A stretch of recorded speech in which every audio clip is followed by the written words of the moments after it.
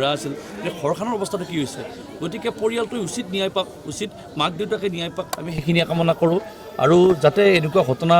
বেলেগৰ ক্ষেত্ৰত পুনৰাবৃত্তি নহওক তাকে কামনা কৰোঁ অন ডিউটি অৱস্থাত কৰ্তব্য অৱস্থাত ল'ৰাজনৰ তেনেকুৱা এটা অৱস্থা হৈছে গতিকে এইটো এটা ভাল তদন্ত হয় উচ্চ তদন্ত হৈ আৰু যাতে ন্যায় পোৱাৰ ব্যৱস্থা কৰি দিয়ে লগতে পৰিয়ালটো আমি এইটোৱে কামনা কৰোঁ মাননীয় মুখ্যমন্ত্ৰী ডক্টৰ হিমন্ত বিশ্ব শৰ্মা ছাৰলৈ আমি অনুৰোধ জনাইছোঁ যে তেখেতে এটা উচিত তদন্ত কৰক যিটো আমি বহুদিন আগতে ইয়াৰ ওপৰত লিখিছোঁ যে যেতিয়া দুৰ্ঘটনা হৈছে বা দুৰ্ঘটনা বা হত্যাকাণ্ড আমি সেইটো এতিয়া ক'ব নোৱাৰি সেইটো এটা তদন্ত হ'লেহে গম পোৱা যাব এইটো কি হৈছে আচলতে কাৰণ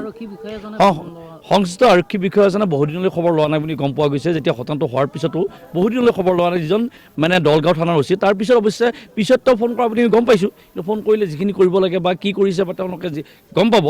মানে অচিয়ে কিন্তু আমি এটা কথা আজি তেখেতে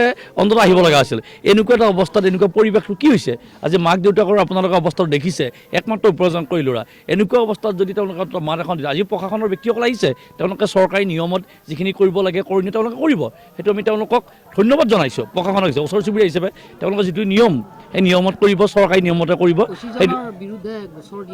ইতিমধ্যে পৰিয়ালে আজি যেতিয়া দুৰ্ঘটনা হৈছে তাৰ পিছতে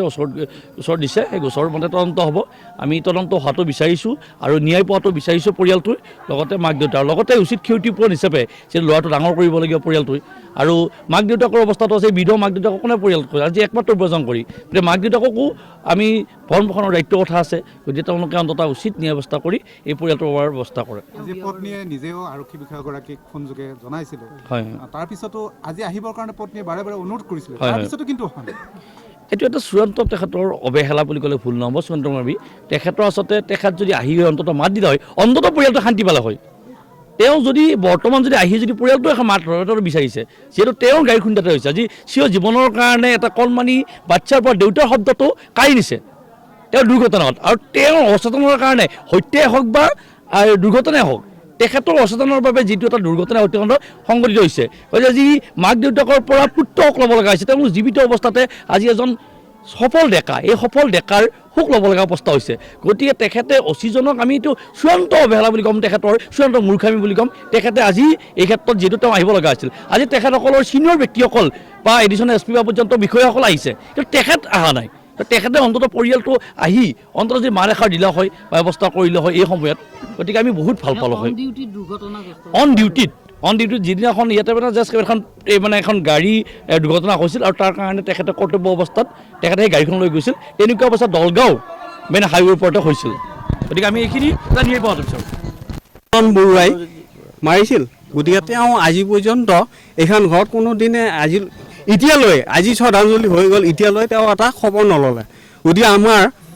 ৰাইজে অতি মানে মৰ্মান্তিক আঘাত পাইছে তেওঁ এজন হৈ শিক্ষিত বা অফিচাৰ হৈ পেলাই তেওঁ কনিষ্টেবলক যদি আজি তাৰিখত এবাৰ খবৰ লৈ নাহিল অন্ততঃ টকা পইচাটো বেলেগ কথা এবাৰ সান্তনা দিব নাহিল সেইটো মানে অতি বেয়া লাগি আছে আৰু ভৱিষ্যতে এই ঘৰখন চাবৰ কাৰণে মই অনুৰোধ জনালোঁ মানে প্ৰশাসন যন্ত্ৰটোক যাতে ভৱিষ্যতে ঘৰখন বা তেওঁৰ এই 3 বছৰীয়া সন্তানটোক যাতে ভৱিষ্যতে চায় তাৰ বাবে মোৰ ফালৰ পৰা অনুৰোধ জনাইছোঁ যাতে কিবা এটা ঘৰখনত এটা সকাহ দিয়া যেন ইমানে মোৰ ক'বলগীয়া হয় হয় হয় ইতিমধ্যে থানাত এজাহাৰ দিছে আৰু তেওঁ ফোনত কিবা কিবি কথাও কৈছিল বাৰু সেইটো বাৰু বেলেগ কথা কিন্তু অতি মানে দুখ লাগিছে তেওঁ আজি এতিয়ালৈ এবাৰ খবৰ এটা ল'লেও অন্ততঃ আমাৰ হয় এতিয়ালৈ এটা খবৰ নল'লে, সেইটোৱে অতি বেয়া লাগিছে। তেওঁ ফোনেদি হওক কিবা এদি হওক খবৰ লোৱাটো আমি নিবিচাৰোঁ। আজি তাৰিখত আজি